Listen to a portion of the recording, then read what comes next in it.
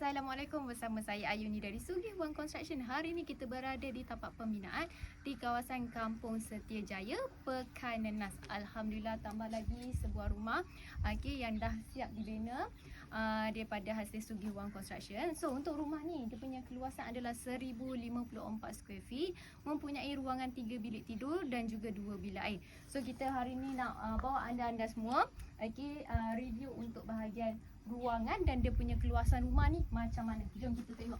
Tapi rumah ni alhamdulillah, kalau kita tengok daripada segi luaran, dia punya keluasan tu memang puas hatilah sebab nampak luas, nampak besar. So kalau kita tengok dia punya bahagian living area, memang luasan besar untuk bagi yang ramai. Jom kita bawa anda semua pergi ke kawasan bilik dia pula. Ini adalah master bedroom.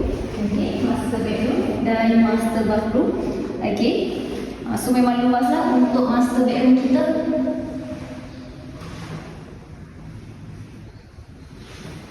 So yang ini adalah bilik yang kedua.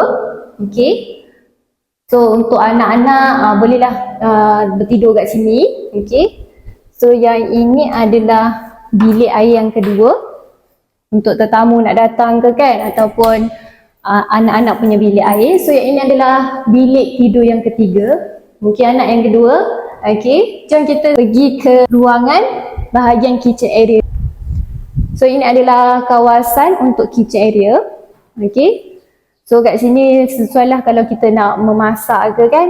Dekat bahagian luar pula kita ada ruangan untuk nak bersidai baju ke. Yang ini adalah family area untuk kita nak santai-santai dengan keluarga. So untuk bahagian family area ni, kita ada bahagian untuk sliding door.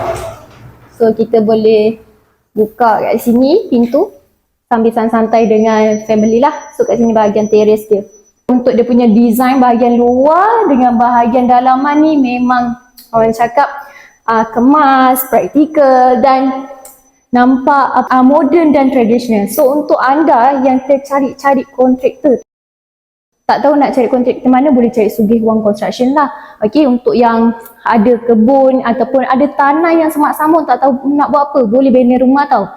Nak duduk sendiri ke, ataupun nak bina rumah untuk jana pendapatan pun boleh. Buat homestay ke, roomstay ke, homestay ke, at least dapat pendapatan yang pasif setiap bulan. Jangan lupa nanti kita punya next video. Bye bye. Assalamualaikum.